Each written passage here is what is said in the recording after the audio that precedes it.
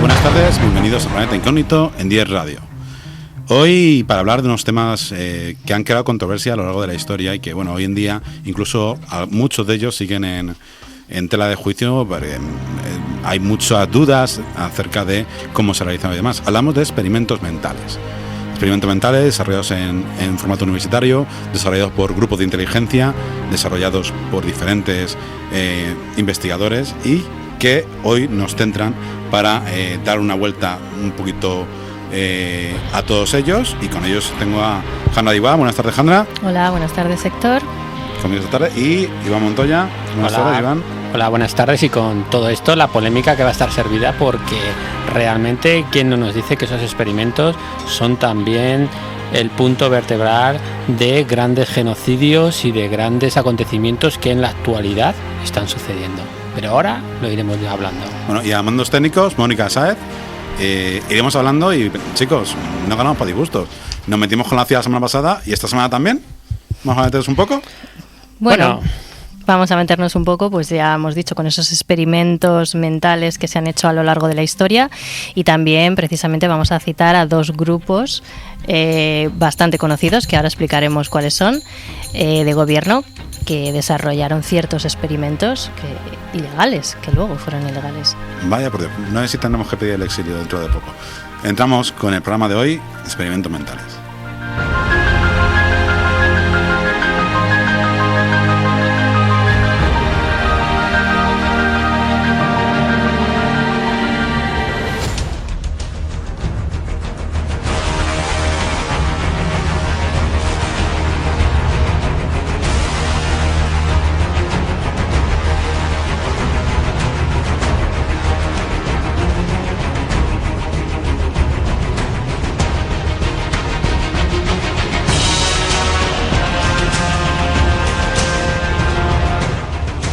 Para combatir la nueva amenaza, la CIA pone en marcha una intensa iniciativa para dominar el arte del control mental. El espionaje pasa a ser fundamental. La CIA se embarca en un programa multimillonario de investigaciones. El mal es un proceso. Es un terreno resbaladizo. Y cuando entras en él, no puedes imaginar dónde termina ese terrible lugar. Y por eso hay que evitar dar el primer paso. Tienes que resistir. En una situación normal, ninguno de nosotros es capaz de hacer el mal.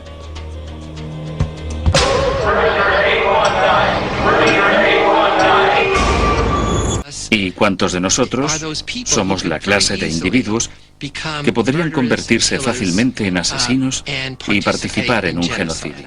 Me di cuenta de que me había convertido en el alcaide de la prisión experimental de Stanford. Había perdido el sentido de la ética. Había dejado de preocuparme y me he sentido muy culpable por eso durante años. Tenían la esperanza de utilizar esas sustancias para ablandar a la gente antes de interrogarla, o para programar mentalmente a alguien y prepararlo para realizar misiones.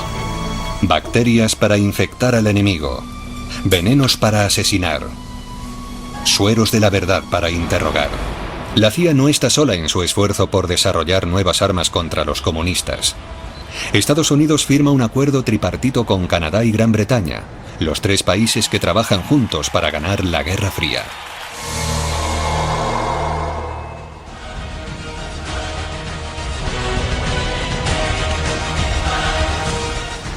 Bueno, hemos escuchado un fragmento de unos documentales acerca de esos tipos de conspiraciones, ¿no, Alejandra? Conspiraciones de experimentos de CIA y demás, ¿no? Sí, era una mezcla de toda una serie de experimentos que vamos a hablar hoy, de un poco de algunos de ellos, y también pues de esos experimentos que realizaba la CIA, o incluso en la época del Holocausto nazi. Pero antes de todos ellos hay un experimento que de luego ha dado mucho que hablar, ¿no?, a lo largo de la historia. Pues sí. Es el experimento de Stanford, ¿era? Sí, pues precisamente uno de los experimentos más importantes fue realizado en 1971 por Philip Zimbardo, de la Universidad de Stanford.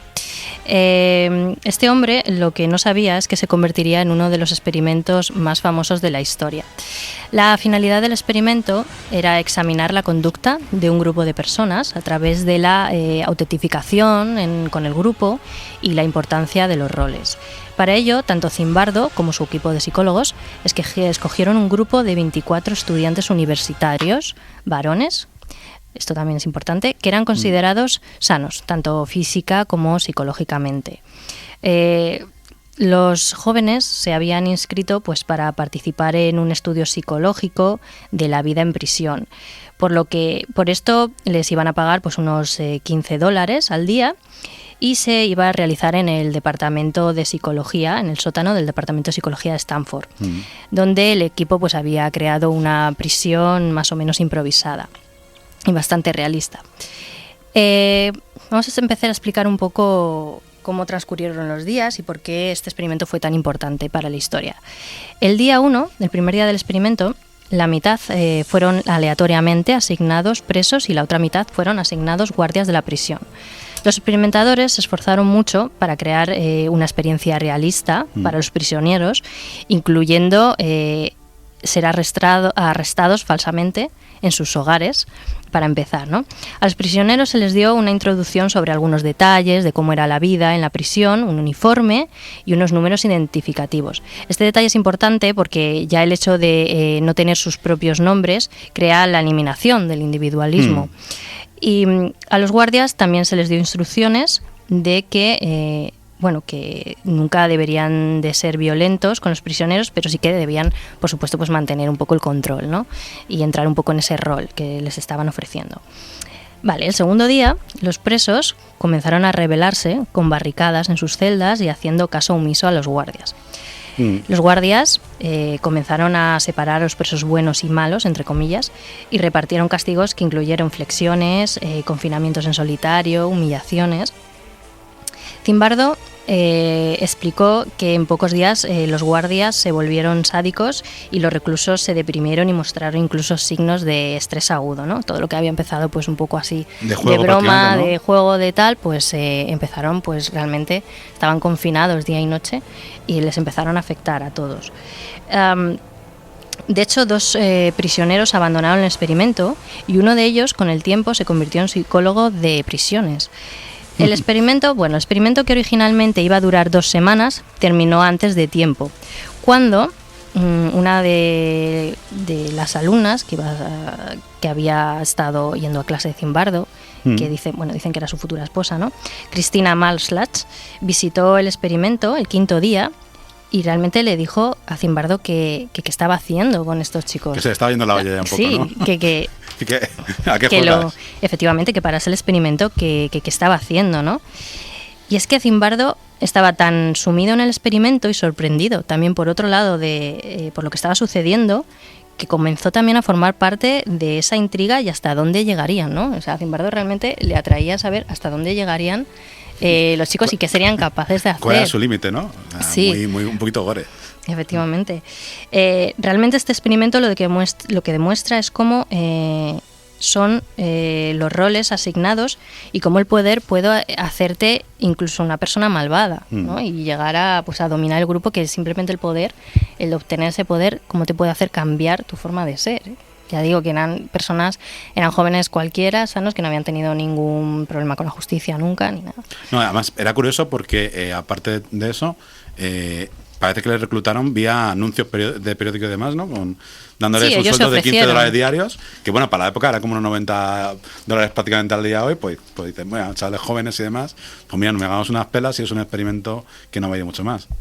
Pero, bueno. Iván, yo aquí no comparto con vosotros absolutamente nada, ni con gran parte... de los críticos que dice que se metió demasiado... No, ni con gran parte de los psicólogos, porque es verdad, ha contribuido a el fomento de ese gran concurso que nos encanta a nosotros, que es el Gran Hermano. Y os explico por qué. Esta es la versión original que ha contado Jandra muy bien, la versión que se ha movido durante muchísimo tiempo, que ha creado, o sea, que ha hecho que se hiciesen películas al respecto, que se han creado cientos de artículos, algunos libros, pero si a este personaje, a este psicólogo, a Philip Zimbardo, tenemos que agradecerle algo, bueno, pues tenemos que agradecer, en mi bajo punto de vista, pues una gran obra de teatro. Una gran obra de teatro, una gran farsa, que ha engañado pues a la mayoría de los psicólogos, a la mayoría de las páginas web, a la mayoría de gente universitaria que han creado artículos, pues los ha engañado. Eso sí, hay que reconocerle que como personaje mediático que es capaz de engañar a esa comunidad científica, pues no tiene parangón. Y me explico por qué. Había algo de drogas por ahí, ¿verdad? Bueno, entre otras cosas, lo primero es que esa es la versión que nos ha contado, como ya digo, la original, la versión real o una parte de la versión real, es que realmente todas las polémicas que se crearon dentro de la cárcel, que muy bien ha detallado Jandra, y todas esas medidas coercitivas que hacían a esos actores figurados por parte de los otros actores figurados, pues no eran más que unas polémicas promovidas por este individuo, ¿no? Muchos de los que estuvieron allí dijeron que durante muchísimos momentos no ocurría absolutamente nada y era cuando llegaba el psicólogo, inducía a que se acometiesen pues a crear estas tensiones que desembocarían en estos aspectos para que los figurantes guardias pues utilizasen medidas un poco controvertidas contra los actores. Pero es que es más, unos días antes, vísperas, no sé exactamente, antes de que comenzase la experiencia o este experimento, como lo queráis, o para mí este reality show, Zimbardo consultó con varios expertos de psicología de prisiones, ¿no? Craig Heinen y Kurt Banks, y les consultó cuáles eran las técnicas de castigo que se utilizaban en las prisiones, como poner bolsas de basura encima de la cabeza a los prisioneros, con la lógica que nos contaba Jandra un poco para qué era, los encadenamientos, las reclusiones en soledad, y hasta pues el uso obligatorio de cubetas en vez de inodoros, ¿no? Todo esto, digamos... Y no era algo espontáneo, entonces, claro. No, para nada. Que estaba inducía... inducido. Este psicólogo, Zimbardo, sabía muy bien lo que quería proyectar, había estudiado y había consultado cuáles eran esas técnicas de crear esa tensión y crear esa agresión dentro de los propios actores, con lo cual sí que es cierto... Sigue siendo una salvajada de experimento, pero... De hecho, que tú hablabas de las drogas, se cuenta que muchos de los guardias que estaban haciendo ese rol estaban bajo el efecto de una de las drogas, que era la marihuana, ¿no? Con lo cual muchas veces ante una actitud de Zimbardo diciendo que hiciesen algunas pues que provocasen un poquito a los que eran reclusos, pues directamente se lo tomaban, según palabras textuales de algunos de ellos, se lo tomaban como algo cómico y anecdótico. Si tú le sumas que estás en una especie de proyecto, que te están pagando, que encima estás con efectos psicotrópicos, pues cuando te dicen que crees un poquito de tensión, pues se lo tomaban como una especie de comedia. ¿Jandra? Sí, pero una duda, si eran actores, ¿por qué se les suministraba LSD? No eran actores, no eran actores. ¿Qué se les suministraba, perdón? LSD. No eran actores. No eran actores. Eran universitarios que hacían, cuando he dicho actor, he dicho porque desempeñaban un rol de actor, porque no eran ni guardias ni eran reos, o sea, hacían un rol, y por eso le han llamado actores, no actores en el sentido de la palabra de título o que se realmente realizan esta labor, ¿no? Claro, lo que quieres decir es que Zimbardo sí que les inducía que lo que sucedió dentro de la cárcel no era producto de ellos mismos, era algo que les ibas introduciendo día a día, tipo Gran Hermano, ¿no? Eso es lo que han dicho algunos de los guardias que actuaron con el rol de guardia, como Gran Hermano, pero un poco más salvaje, porque claro. Es posible, porque ahora veremos que hay muchos experimentos donde los psicólogos también van por el camino que ellos quieren ir. Esto no quiere decir que el experimento no sea válido. No, para mí el experimento no es un estudio de campo. Para mí es un experimento muy válido, pero desde otra perspectiva, la validez de cómo podemos inducir a las personas a ejecutar acciones.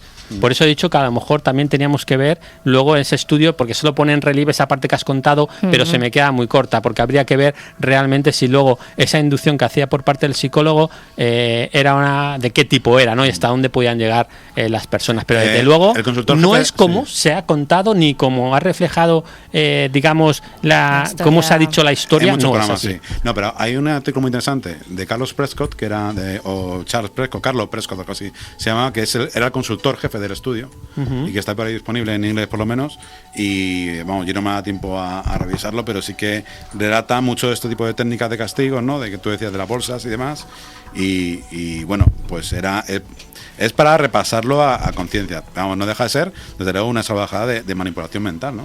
Toda regla. Vale. Está claro, sí. Bueno, si fuese así. Este tenemos que retomar, da para un programa, pero tienen más por ahí. Sí, os voy a contar otra, a ver qué opináis de este. Bueno, pues para quien... Iván ya está con el arma en ristre, que sepa. Bueno, pues para quien no lo conozcáis, es un experimento que se realiza en 1961 y lleva el nombre del experimentador Milgram. Quería dar un poco la explicación de los actos tan crueles que habían ocurrido durante el Holocausto nazi. Los participantes pensaban que eran parte de un estudio de la memoria. Se colocaba en la habitación a un sujeto y en otra, contigua, aislada a otro. Él o ella pulsaba un botón para penalizar con una descarga eléctrica cada vez que diera una respuesta incorrecta. El otro. La potencia de estas descargas incrementaría cada vez que el sujeto se equivocara. Obviamente, la persona que estaba dentro de la cabina que recibía las descargas era un actor. Lo que pasa es que la otra persona que aplicaba las descargas no lo sabía. Entonces, el actor comenzaba a quejarse más y más a medida que el estudio avanzaba, hasta llegar a gritar, por supuesto, dolor. Milgram descubrió que la mayoría de los participantes cumplieron órdenes al continuar aplicando descargas a pesar de la evidencia del supuesto sufrimiento del actor. De haber existido las supuestas descargas, probablemente la mayoría de los sujetos lo hubieran matado. De hecho, al revelarse este hecho a los participantes, al contarles que realmente no estaban para un estudio de la memoria, sino para otro tipo de estudios, provocó bastante daño psicológico en los participantes. Este estudio demuestra cómo la autoridad puede obligarnos a hacer cosas que nosotros mismos quizá no realizaríamos si no fuese por una figura de autoridad que nos lo estuviese mandando. Sí, aquí por mi parte comparto perfectamente lo que has dicho. Hago una conexión aquí un poquito más macabra. Fijaros que este personaje o este psicólogo, ¿no? Stanley Milgram, pertenecía o desarrolló todo este experimento en la Universidad del Yale. Era uno de los profesores destacados, justo en la universidad donde está una de las bueno, pues una de esos manos oscuras que gobiernan el mundo, ¿no? Los Skull and Bones, perdón, que hablamos otras veces, ¿no? Y sí que es cierto todo lo que ha contra Alejandra, y aquí sí que se me crea una gran duda, o pongo en el aire una gran pregunta para otro día, ¿no? Si esto es posible, el persuadir, el inducir de esta manera, pues quizás, bueno, la pongo en cuarentena, el aire. No, la pongo en el aire porque era la pregunta que se hizo Milgram, ¿no? Que lo que se dijo es que sí podría ser que Otto Adolf Eichmann, uno de los de los partícipes del gran holocausto nazi, pues podía, y junto con sus cómplices, podían estar solo siguiendo pues órdenes, ¿no? Entonces, quizás el concepto de los grandes holocaustos y de los grandes acontecimientos terroristas que pueda haber hoy día también puede estar condicionado por estas técnicas de control mental, con lo cual quizás digo, y que nadie me malinterprete, ¿se esté usando hoy en día? Se esté usando hoy en día. Yo posiblemente. Sí, este experimento ahora es que no tengo muy estudiado, pero realmente pues no me descuadra, ¿no? Esa especie de inducción en ese aspecto, y que luego las teorías que sacó el mismo profesor Milgram sobre las teorías que era del conformismo y de la transformación un poquito del individuo a través de estas técnicas externas, ¿no?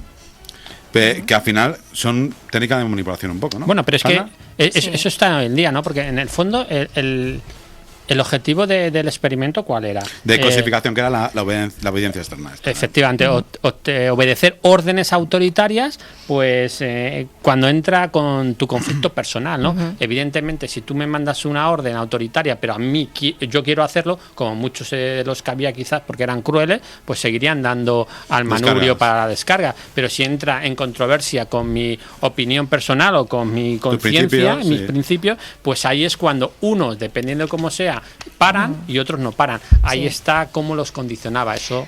Claro, ahí ya habría que estudiar entonces individualmente a cada uno, porque había unos que paraban y otros que no, y habría que estudiar pues eso internamente, porque precisamente los que no eran, y entonces reunir a los que no paraban, porque ¿sabes? Claro, para hacer un estudio psicológico de aparte. Claro. Pero más habla más de más experimentos, ¿no? Sí, de alguno más. Por ejemplo, el de la tercera ola.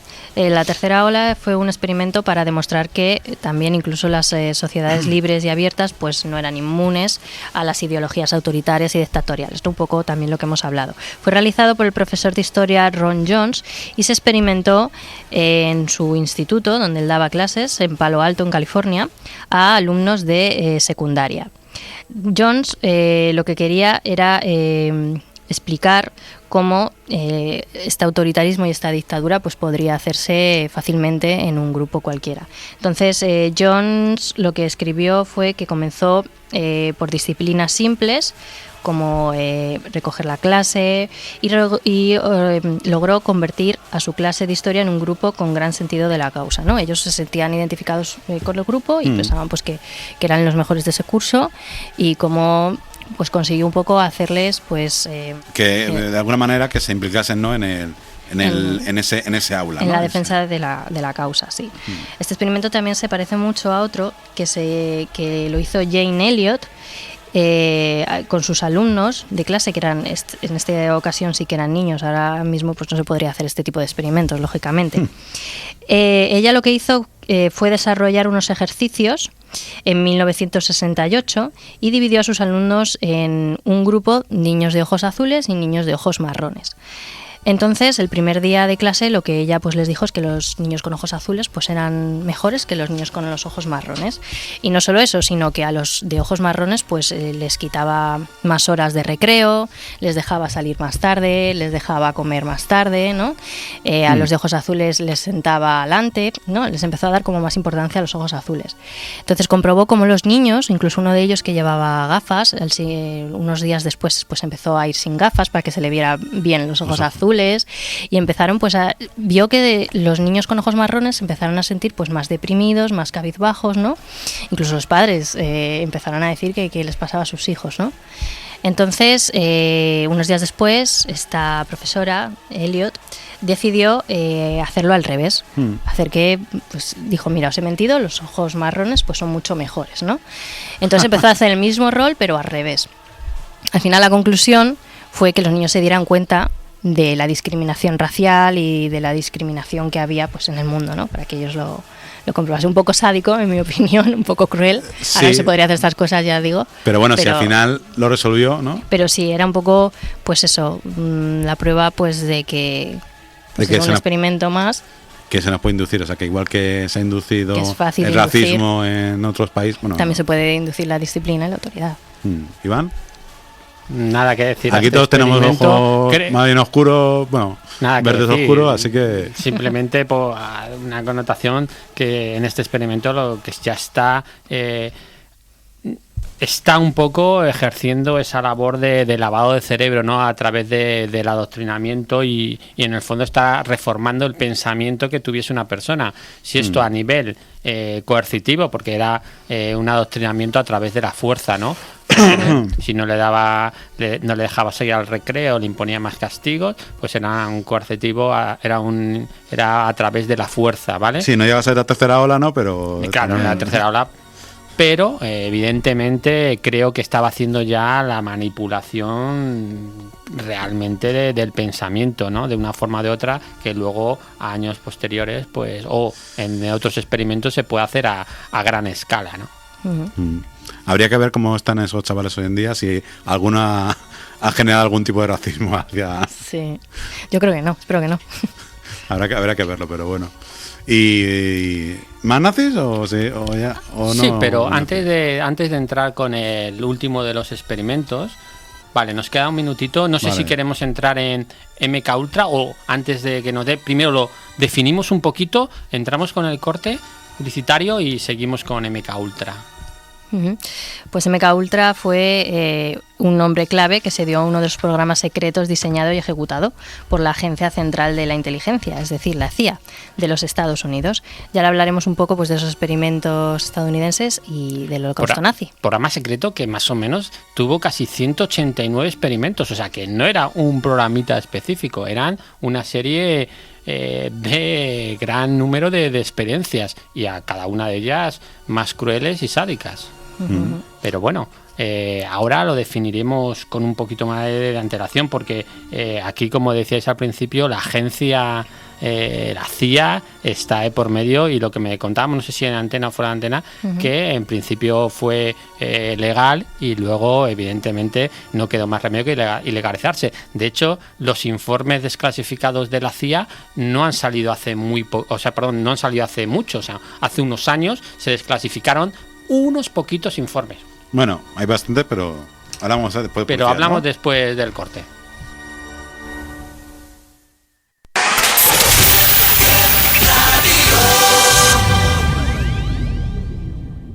Una apuesta por la cultura, información, ocio y la mejor música. 10 Radio.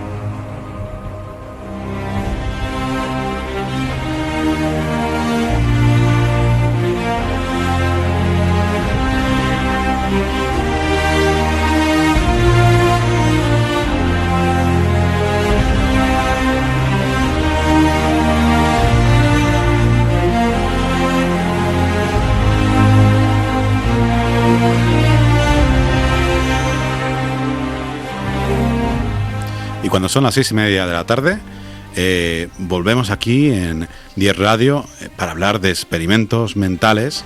Ya hemos pasado por la CIA, nos queda pendiente empezar con MK Ultra, chicos.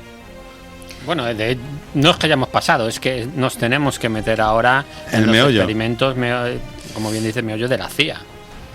Pues sí, porque después de la Segunda Guerra Mundial, el gobierno de Estados Unidos realizó varios experimentos para ganar la Guerra Fría, en los que exponía a ciudadanos canadienses y estadounidenses, sin que lo supieran, a experimentos. Vamos a ver hasta dónde llegaron, cuántos implicados hubo y qué repercusiones, sobre todo, pues tuvieron todos estos experimentos que se realizaron. Y vamos a empezar precisamente con el experimento que hemos comentado, el proyecto MK Ultra. Realmente este experimento, los ensayos estaban destinados a identificar y desarrollar nuevas sustancias y procedimientos para utilizarlos en los interrogatorios, con el fin de debilitar al individuo y forzarlo a que confesase.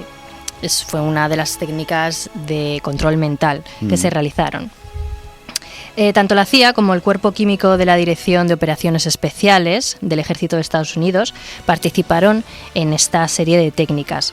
El programa se inicia en 1950 y dura realmente como tal 3 años. Lo que pasa es que luego estuvieron muchos otros años que se seguían haciendo prácticas.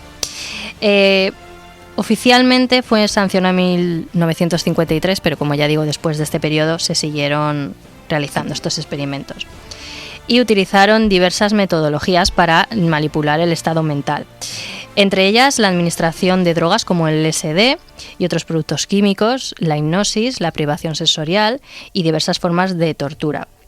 En 1975, el Comité de Chart del Congreso de Estados Unidos comenzó a investigar estos abusos más seriamente, pero fue frenado por el director de la CIA, Richard Helms, que ordenó destruir parte de los documentos sobre MK Ultra.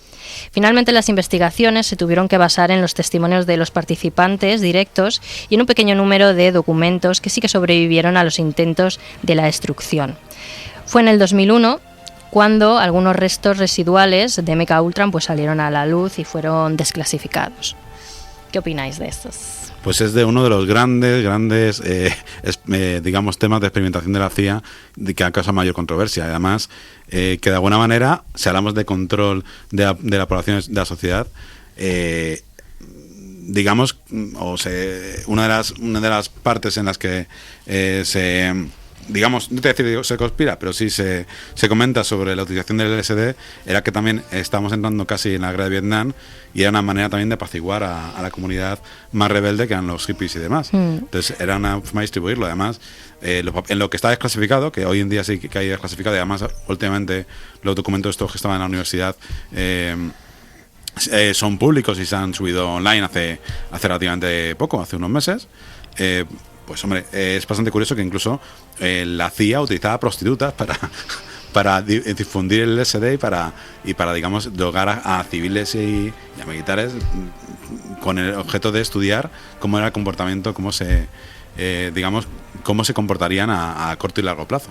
Sí, de hecho se comenta que uno de los doctores de estas operaciones, Simply Goldie, que era químico, trabajaba con armas biológicas y precisamente decían que es que llevaban su maletín, pues entre ellas anthrax o peste.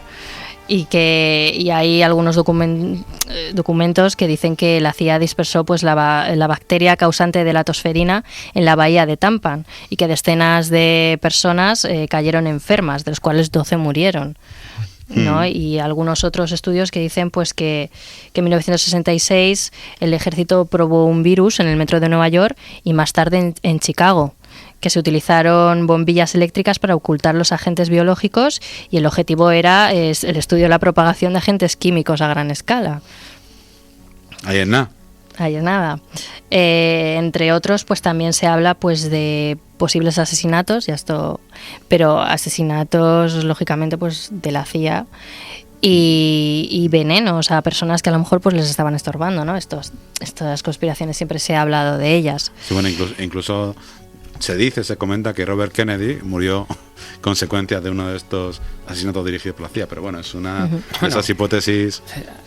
No solamente Robert Kennedy, sino también... Que no está confirmada, pero que sí que apunta que parece que algo podría haber. Hay al menos... Robert Kennedy se oponía mucho a Vietnam y demás, creo recordar. Me está diciendo el hermano de Kennedy. El hermano de Kennedy. Sí, pero es que George Fitzgerald Kennedy también. Bueno, George Fitzgerald Kennedy sí que da, chicos, para un programa, nos metemos en algo. Ya. No, lo que estamos hablando que un programa o dos. Que pudiesen ser, que han podido ser asesinados influidos por una de estas técnicas del MK Ultra, del control mental, de la creación de estos asesinos en serie. Por supuesto, no olvidéis. Bueno, en el caso de Robert Kennedy se suicidó. O le suicidaron. Igual que Marilyn Monroe se suicidó o la suicidaron. Y John Lennon. Había rasgos comunes que a lo mejor Hannah nos puede comentar algo. Puede ser que esta gente estuviese bajo un control mental y pudo existir pues una especie pues de estímulo que inicia un proceso para que esta persona, este individuo que está controlado mentalmente, ejecute o realice una serie de acciones como la que pueden ser hasta asesinar a una persona, ¿no? Es curioso que una de las películas, por ejemplo, Conspiración, de Mel Gibson y Julia Roberts, se está representando muchísimas de las artimañas que utilizaba la CIA, y no solamente la CIA, porque habéis dicho que en MK Ultra, lo hemos dicho todos, por supuesto, que estaba involucrada la CIA como soporte específico, como el que auspiciaba a todos estos experimentos. Pero ojo, que es que la CIA, y lo decías sin decirlo, junto con la CIA trabajaba realmente muy apegado el cuerpo químico de la Dirección de Operaciones Especiales del Ejército de Estados Unidos, ni más ni menos. Por eso sí que es cierto que muchísimas de las sustancias tiene mucha lógica que pudiesen ser generadas en laboratorio por el ejército, que no trabajaba la CIA solo en el MK Ultra. CIA y el gobierno de los Estados Unidos, su departamento químico. Sí, una matización. He dicho que Robert Kennedy se estudió, realmente no, le mataron en un tiroteo que iba dirigido a él en la universidad.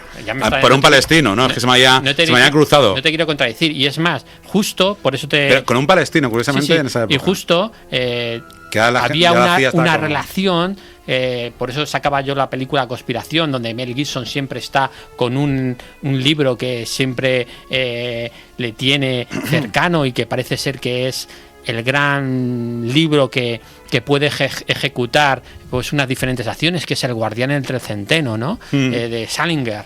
Pues justo en muchos de estos asesinos que realmente cometieron esas atrocidades tienen en su poder o viajan en ese momento con este libro. ¿Quién nos dice que pudo ser el estímulo para ejecutar una de esas acciones si ya estaban realmente controlados mentalmente. Es como en la hipnosis, Jandra, tú no lo puedes confirmar, cuando a una persona está en proceso de hipnosis, luego puede haber un estímulo que puede ser una palabra, que puede ser una llamada, que puede ser algo que lo que hace es ejecutar pues esas acciones, ¿no?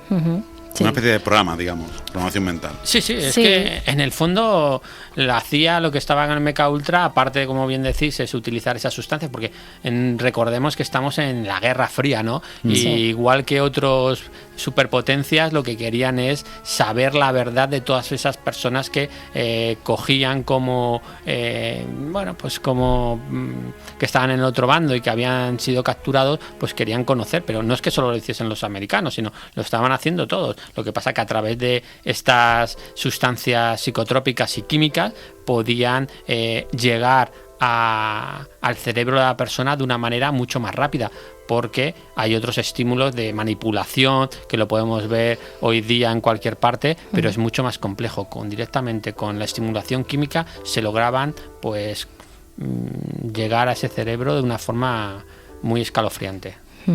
Se lograban. Sí, se lograban. En esos momentos, ahora no. Bueno, que sepamos. Ahí lo dejamos. Pues precisamente vamos a hablar ahora un poco de los nazis también. Y pero de digamos que querían crear en estos, que hablaremos uno solamente largo y tendido de MK Ultra, querían crear a ese superhombre.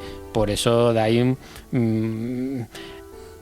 sabían que a través de sustancias y a través de manipulación pues podían conseguir que una persona hiciese deliberadamente, o por ellos, no por la persona que está influenciada, pues que cometiese muchas atrocidades. Y me callo porque si no nos quedamos sin tiempo. Sí, vamos a dejar a Jandra que siga porque... Esto es para otro día. Sí. Bueno, la experimentación nazi en seres humanos, ya lo sabemos, consistió en una serie de experimentos médicos que se llevaron a cabo en gran cantidad de prisioneros por parte de la Alemania nazi en sus campos de concentración durante la Segunda Guerra Mundial. Los prisioneros mayormente eran judíos de toda Europa, pero también había, que esto mucha gente no lo sabe, gitanos, prisioneros de la guerra soviética, incluso alemanes discapacitados. Uno de los científicos más controvertidos fue Joseph Mengele, quien condujo experimentos en el campo de concentración de Auschwitz. Por su parte, otro personaje, Karl Barnet, es conocido por haber llevado a cabo experimentos en prisioneros homosexuales en un intento pues por curar esta homosexualidad, ¿no? Esto era un poco todos los experimentos que se hacían en aquella época. Después de la guerra, los crímenes fueron juzgados, en los que se conoció como el juicio de los doctores. Realmente pues hubo un gran rechazo, ¿no?, por el abuso de estas éticas médicas. Algunos de los experimentos, que fueron muchos, pero vamos a citar pues hoy dos. Uno fue el de experimentos en los gemelos. Y es que pues cogían a niños gemelos de los campos de concentración y se trataba pues de crear similitudes y diferencias en la genética. Por ejemplo, algunas de las prácticas que hacían eran estudiar el iris de los niños, ¿no? Sí, efectivamente, inyectándoles una sustancia. Luego también incluso se cosió a algunos de los niños, de los gemelos, para hacerles siameses, pues burradas de estas que vemos alguna vez, de pues la cabeza que se le cosió, la cabeza viva que se le cosió para estudiar el cerebro en los años 20, 40 y todos estos experimentos. Pues sí que realizaron, ¿no? Pues experimentos de este tipo, calibre. Desde luego. Sí.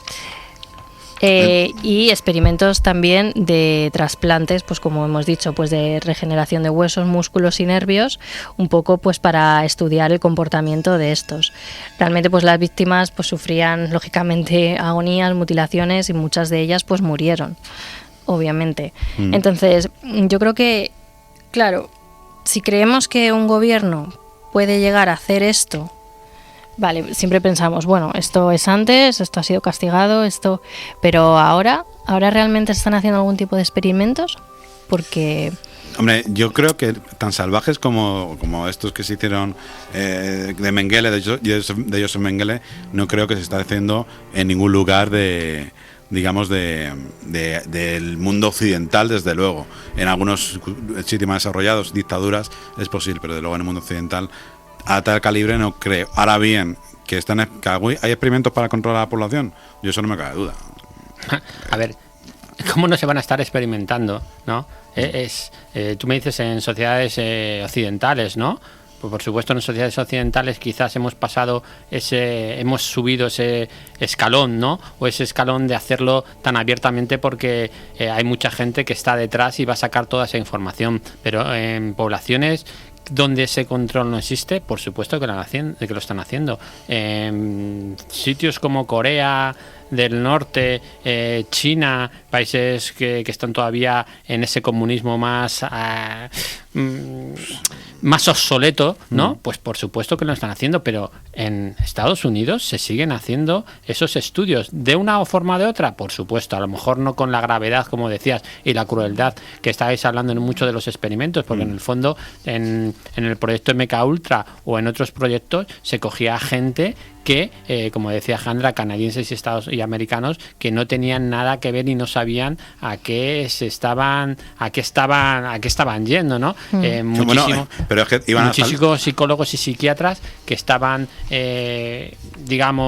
estaban asociados con la CIA en ese momento, utilizaban a sus propios pacientes sin que ellos lo supiesen para hacer estas experimentaciones. Claro, por supuesto que hacían muchísimo. Decían a lo mejor ante pues un problema que podían tener de psicológico, pues les decían que les tenían que no encerrar, pero sí les tenían que mantener bajo cuidado intensivo a sus familias, con lo cual el médico, el psicólogo, el psiquiatra tenía todo las posibilidades y tenía todo el campo abierto para experimentar con ellos. De hecho, se cuenta y se dice, y de hecho hay documentación que muchísimos médicos de aquel entonces que estuvieron en el proceso de MKUltra utilizaron a pacientes que les lavaron totalmente la cabeza, pero hasta el sentido que esas personas no sabían ni hablar ni comer y tuvieron que volver a enseñarles.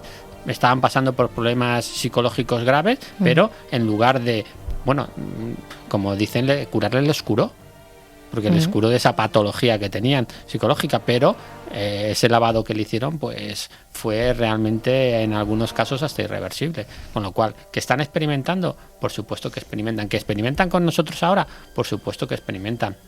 La manipulación de lavado de cabeza que se hacía antes, tan agresiva, quizás no la estén haciendo ahora en países occidentales, imaginaros en España, pero o no de otra manera. Que nos están manipulando, por supuesto, y lo hemos hablado en muchísimas veces. Cuando hay una acción revolucionaria de la sociedad, ahí ya nos están manipulando. En la política, es un poco mi campo, ¿no? En la política se manipula a partir de las consignas que estamos dando al electorado, a la gente que nos va a votar. Así se consigue, y muchas veces luego decimos, no, es que nos han engañado. Sí, te has dejado engañar, aquí nadie te ha engañado. Sí, pasa que como la información es poder y mucha información se encubre, pues al final pasa eso. Las religiones, todas, desde un concepto antropológico, también están influyendo y están manipulando a las personas. Por eso, ahora muchísimos psicólogos opinan que quizás, lo que he comentado al principio, que muchos de los ataques terroristas pueden estar influenciados por una especie de manipulación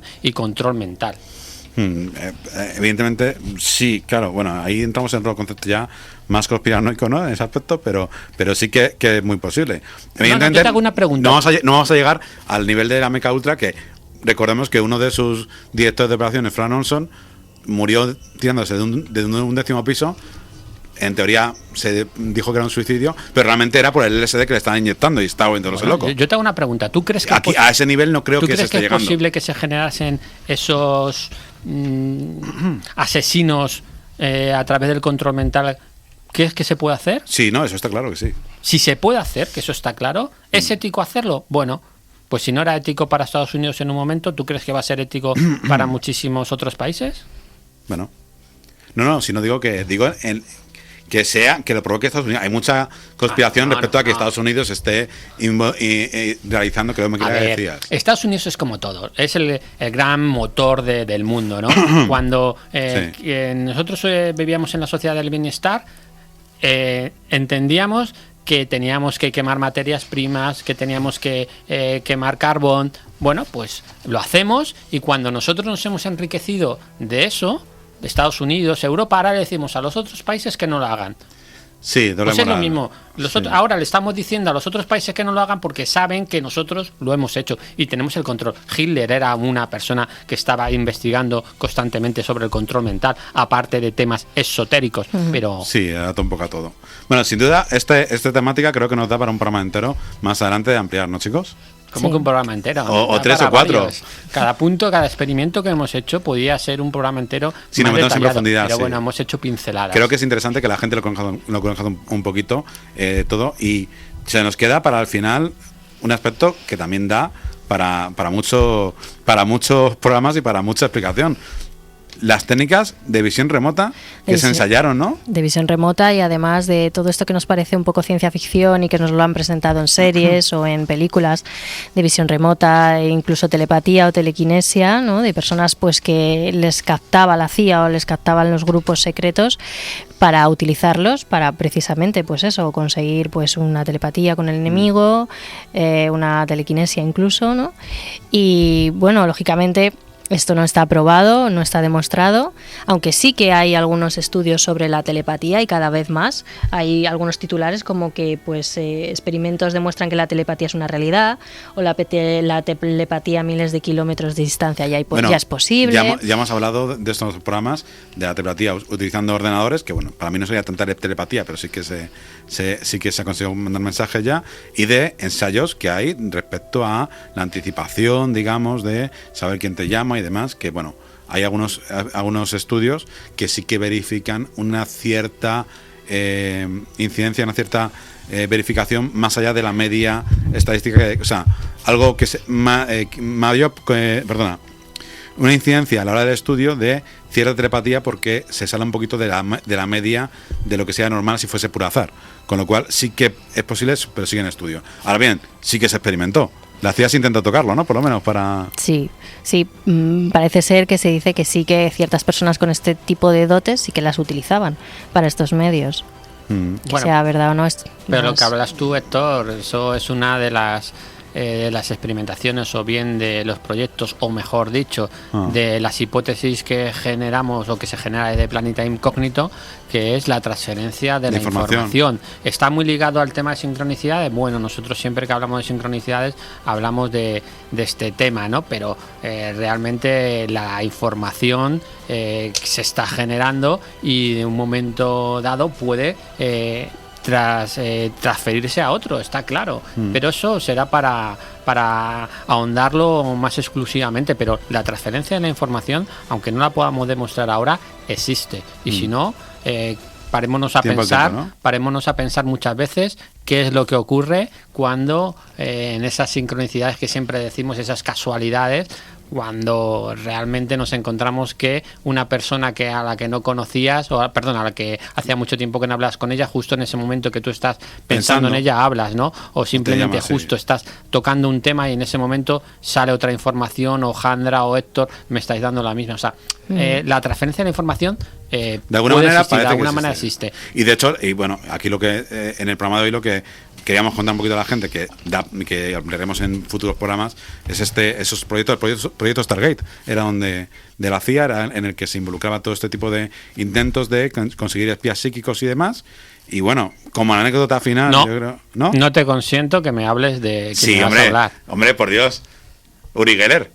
Bueno, pues si me la hablas, a ver qué vas a decir de Uri Geller. Bueno, Uri Geller sí que fue una de las personas a la que la CIA contactó para, como a muchas otras, simplemente para investigar si lo que decía, si sus cualidades que tanto alardeaba de ellas eran verdad o no eran verdad.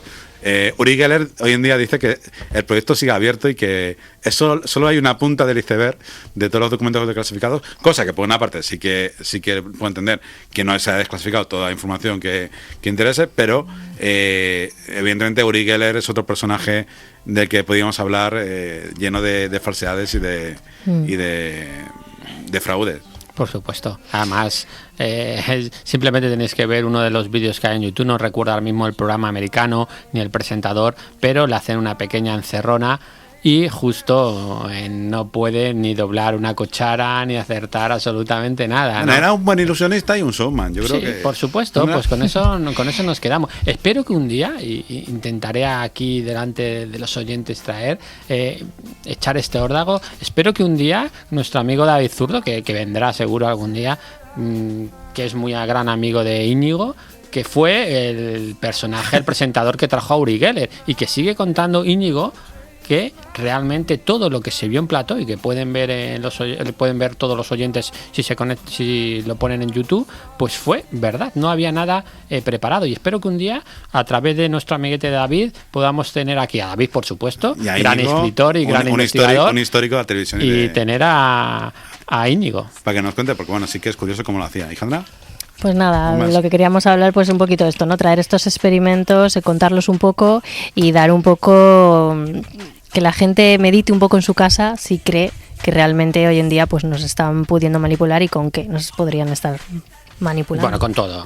Yo, como siempre sabéis que aquí en el programa siempre dejo una pequeña anécdota de lo que ha pasado últimamente en la política española, y digo que bueno, que quizás también se dice que habría que investigar un poquito si el fenómeno Podemos ha podido salir, no voy a decir de la CIA, quiero decir que ha podido salir de de algo fijado de antemano y muy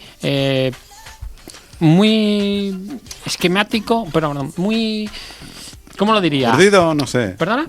Urdido con sí, cautela, no lo sé. Inducido, aposta para que naciese este partido político, para recoger algo que se podía salir de las manos, como era el movimiento 15M.